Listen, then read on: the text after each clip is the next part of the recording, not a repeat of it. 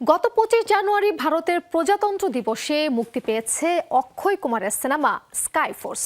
নির্মাতাদের হিসেবে প্রথম সপ্তাহ শেষে ভারতীয় বক্স অফিসে সিনেমাটি আয় করেছে প্রায় 100 কোটি রুপি। তবে প্রথম দিন থেকেই এর আয় নিয়ে চলছে বিতর্ক। বলা হচ্ছে বলিউডের ইতিহাসের সবচেয়ে বড় বক্স অফিস কেলেঙ্কারি হিসেবে রেকর্ড গড়েছে স্কাইফোর্স। नेता दिखाते हैं हम फौजी नहीं। মহামারী পরবর্তী সময়ে বক্স অফিসে একের পর এক ডিজাস্টার দিয়ে যাচ্ছেন অক্ষয় কুমার। এর মাঝে শুধু সূর্যবংশী সিনেমাটি বাণিজ্যিক সাফল্য অর্জন করতে সক্ষম হয়েছিল। সর্বশেষ ভারতের প্রজাতন্ত্র দিবসে মুক্তি পেয়েছে অভিনেতার নতুন সিনেমা স্কাইফোর্স। সম্প্রতি সিনেমাটির বক্স অফিস আয় নিয়ে দেখা গেছে ব্যাপক সমালোচনা।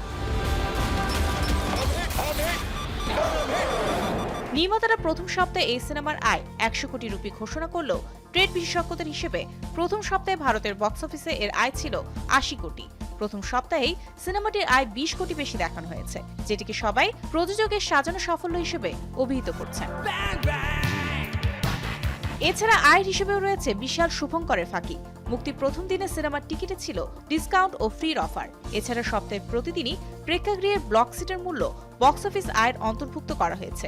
সাধারণত উইকেন্ডে ক্ষেত্র বিশেষে নির্মাতারা এমন করলেও স্কাইফোর্স টিমের এই বক্স অফিস ফাঁকি ছিল সপ্তাহ জুড়ে, যা নিয়ে সমালোচনায় সাধারণ দর্শক থেকে ট্রেড বিশেষজ্ঞরাও। इस फिल्म का business will not be matching its merits। প্রথম সপ্তাহে এই সিনেমাটির মোট আয় ছিল 40.50 কোটি রুপি। অবশ্যই রেকর্ড দেখাবে আয়ের পরিমাণ 80 কোটি রুপি, কিন্তু এটি হয়েছে কারণ প্রতিদিনই অবিকৃত অনেক টিকিট ব্লক বুকিং করা হয়েছে। এটি করা হয়েছে সবাইকে এই ধারণা দেওয়ার জন্য যে সিনেমাটি দুর্দান্ত ভালো করেছে।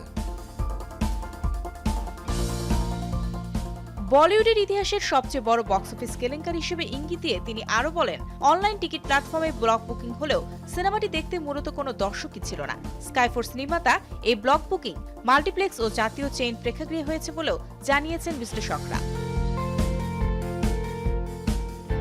বলা হচ্ছে অক্ষয়ের টানা ডিজাস্টারের ধারা ভাঙতেই এমন প্রতারণার আশ্রয় নিয়েছে নির্মাতা প্রতিষ্ঠান ম্যাডডগ ফিল্মস ও অক্ষয় কুমার, যেখানে বড় তারকার সিনেমার মুক্তিকে কেন্দ্র করে টিকিটের মূল্য বাড়িয়ে থাকেন নির্মাতারা। সেখানে বিনামূল্যে টিকিটের অফার দিয়ে সমালোচনা শুনতে হচ্ছে সংশ্লিষ্টদের। এতে করে আয়ের অঙ্ক দেখাতে পারলেও আদতে বিশাল ক্ষতির মুখে পড়েছেন প্রযোজকরাই। Mario Sen, showbiz tonight.